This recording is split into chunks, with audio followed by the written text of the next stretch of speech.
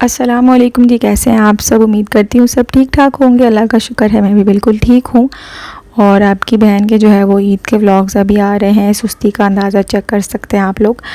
आजकल इतनी ज़्यादा गर्मी हो गई है कि एक्स्ट्रा कुछ भी काम करने को जो है वो हिम्मत ही नहीं होती। बस रूटीन के काम करने के बाद इंसान इतना थक जाता है कि बाकी किसी काम को करने का सोच भी नहीं आती। और बस ऐसे ही ईद निकल गई। ईद पे शुक्र लगा कि मौसम काफ़ी अच्छा हो गया था। और होप्स हो कि आप लोगों की ईद भी अच्छी गुजरी होगी। और जिसने कुर्बानी की है अल्लाह सबकी कुर्बानी कबूल फरमाए। और उम्मीद है कि आप लोगों ने गोश्त जो है वो बांटा होगा, क्योंकि गरीबों का हक़ होता है। हम लोग तो सारा साल गोश्त खा ही रहे होते हैं। और जो लोग अफोर्ड नहीं कर सकते उनको बस ईद पे ही मिलता है।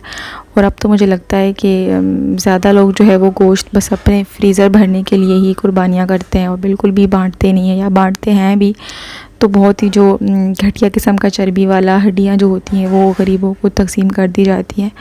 तो ऐसा खुदारा बिल्कुल मत किया करें, क्योंकि गरीबों का ही हक़ है। कुर्बानी असल यही होती है कि आप अपनी मनपसंद चीज़ जो है वो शेयर करो, और तभी जो है वो अल्लाह भी कबूल करता है। वरना ऐसे तो अल्लाह को खून और गोश्त से कोई मतलब नहीं है। बहरहाल अल्लाह जो है वो सबको नेकी करने की तौफीक दे, हिम्मत दे, क्योंकि नेकी करने का दिल तो सभी का कर रहा होता है, बस शैतान जो है वो रास्ते में आड़े आ जाता है। तो बहरहाल जी, मेरी सिलाई मशीन आ गई थी तो मैंने सोचा कि ख़ुद भी खोल के चेक कर लूँ और आप लोगों के साथ भी जो है वो उसको शेयर कर दूँ। मुझे इतना एक्सपीरियंस नहीं है, मैं पहले भी बता चुकी हूँ। मुझे बस थोड़ी सी जो है वो सिलाई करनी होती है, कमर्शियल यूज़ मेरा है नहीं। तो बस मैंने इसीलिए परचेज़ की थी कि थोड़ा वो जो घर में काम होता है तो वो मैं कर सकूँ। तो जिन लोगों को समझ है सिलाई मशीन की तो वही देख के बता सकते हैं कि मैंने सही परचेज़ की है या गलत। और ये ओलंपिया की है और मुझे 11,500 में मिली है। अब ओरिजिनल है या नहीं ये मुझे नहीं पता। और इसके साथ ये एक बॉक्स था और इसमें ये डिफरेंट चीज़ें थी, मुझे इनकी भी सारी समझ नहीं है। तो बहरहाल ये आहिस्ता आहिस्ता जो है वो सीख लेंगे, क्योंकि इंसान जब किसी काम में पड़ता है तो वो चीज़ आ ही जाती है, कुछ भी मुश्किल नहीं होता। हाँ, ये नीडल्स का पैकेट था, इसकी मुझे समझ है। और ऑयल की बोतल थी वो भी। और बाकी जितनी भी चीज़ें हैं तो वो इंशाल्लाह साथ साथ जो है वो मैं सीख लूँगी, क्योंकि जब मैं घर में करती थी थोड़ी बहुत सिलाई तो साथ में मेरी बहन भी होती थी और उसने कोर्स किया हुआ था, तो उसको इन सारी चीज़ों का जो है वो पता था। और अभी भी जब मुझसे कोई चीज़ ख़राब होती है या मुझसे टांका ठीक नहीं आ रहा होता तो मैं उसी को कॉल करके पता करती हूँ कि ये मसला चल रहा है तो क्या करूँ। तो बहरहाल जी, इंसान जो है वो सीख ही जाता है जब किसी काम में पड़ता है। तो इंशाल्लाह मैं भी सीख ही जाऊँगी। और अब देखते हैं कि आप लोग बताएं कि मैंने सही परचेज़ किए या नहीं। और वैसे भी मैंने तो इस तवक्कुल पे लिए कि मे बी होप्स हो ज़्यादा अरसा ही चले, क्योंकि अक्सर ऐसा होता है कि जब हम लोग कोई चीज़ परचेज़ करते हैं और उस पर ज़्यादा इन्वेस्ट करते हैं तो वही चीज़ हमें जो है वो धोखा दे जाती है और लंबा अरसा नहीं चलती। और कभी कभार ऐसा होता है कि हम बस ऐसे ही टाइम पासिंग के लिए या कुछ थोड़े अरसे के लिए कोई चीज़ परचेज़ करते हैं और उसकी कीमत भी इतनी नहीं होती, और वो चीज़ जो है वो आपका लंबा अरसे तक साथ देती है। तो बस देखते हैं कि अब ये कहाँ तक जाती है साथ। वैसे भी इतना मेरा घर का यूज़ है नहीं, लेकिन फिर भी लेट्स सी। तो बस जी, सिलाई मशीन को जो है वो अब साइड पे करते हैं। और बाकी के थोड़े बहुत जो क्लिप्स मैंने रिकॉर्ड किए थे ईद पर ज़्यादा नहीं कर पाई, क्योंकि छोटे मोटे बहुत सारे काम हो जाते हैं और जल्दी में फिर आपका फ़ोन पता ही नहीं होता कि कहाँ पे पड़ा हुआ है। और अब जब से माशाल्लाह से बेबी हुआ है मुझे बिल्कुल नहीं पता होता कि मेरा फ़ोन किधर पड़ा हुआ है। और फ़ोन होता भी साइलेंट पे, घर वाले भी कॉल करते रहते हैं तो अक्सर शिकायत करते हैं कि फ़ोन आप उठाते नहीं हो, कहाँ पर होती हो। तो बिल्कुल भी समझ नहीं आती। बेबी पूरा दिन हलचल मचाए रखता है और अपने साथ इतना बिज़ी रखता है कि बाकी किसी तरफ ध्यान नहीं जाता।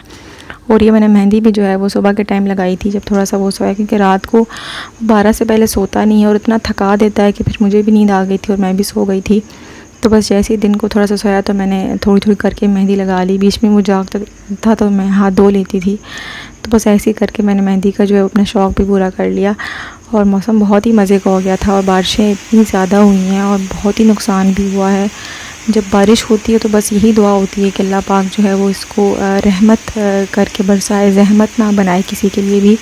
हम लोग तो जिनके पक्के घर होते हैं हम तो एंजॉय कर रहे होते हैं, लेकिन जिनके घर जो है वो कच्चे होते हैं, वो जब छतें टपकती हैं, जब पानी इतना ज़्यादा अभी आया था, सैलाबी रेले आए थे, तो काफ़ी ज़्यादा जो है वो लोगों का नुकसान हुआ है। बस अल्लाह पाक जो है वो इस ज़हमत से बचाए, अपनी रहमत ही बरसाए हमेशा। तो बस जी अम्मी के घर जाना था, अम्मी के घर भी नहीं जा पाई थी मैं, पहले दिन भी दूसरे दिन भी, क्योंकि बारिशें बहुत ज़्यादा हो रही थी और पानी बहुत ज़्यादा जमा हो गया था। तो अम्मी ने मना कर दिया था कि अभी आप ना आओ, क्योंकि पानी बहुत हो रहा है, तो इसलिए हम लोग जो है वो रुक गए थे। और मैंने अपने कपड़े निकाले, शावर लेना था और उसके बाद रेडी होना था। और यहाँ पर मैं अपने मियाँ को ढूंढते ढूंढते कमरे में आई तो वो अपने बेबी के कपड़े प्रेस कर रहे थे और मुझे बहुत क्यूट लगा। तो मैंने कहा कि मैं मोमेंट जो है वो कैप्चर कर लूँ।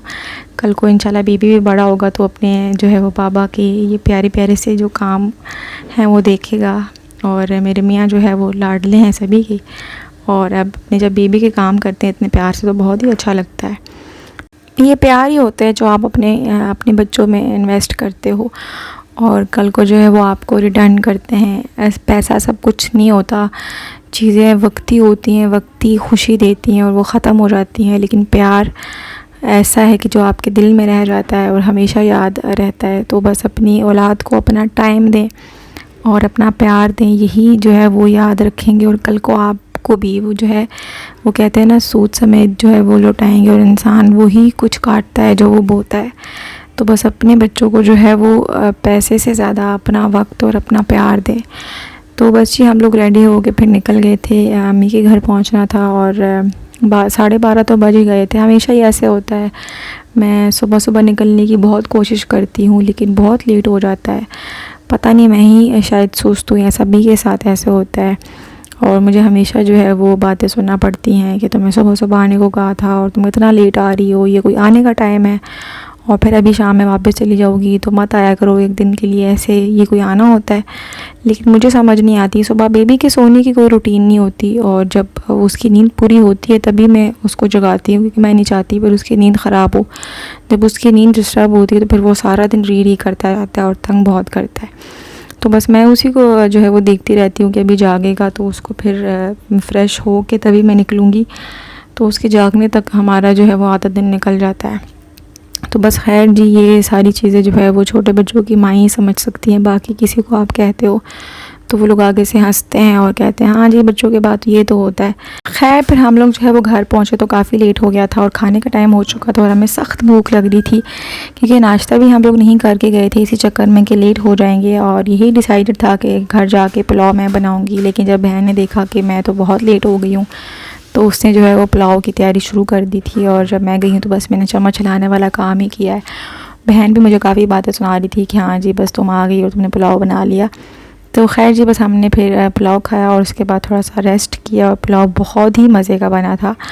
तो उसके बाद थोड़ा सा रेस्ट करने के बाद फिर हम लोगों की वापसी थी, क्योंकि रुकना था नहीं। तो बस जी आज के व्लॉग इधर ही एंड करते हैं। उम्मीद है कि आपको अच्छा लगा होगा, अच्छा लगा हो तो प्लीज़ वीडियो को लाइक और शेयर किया करें और अपना बहुत सारा ख्याल रखिएगा। अल्लाह हाफ़िज़।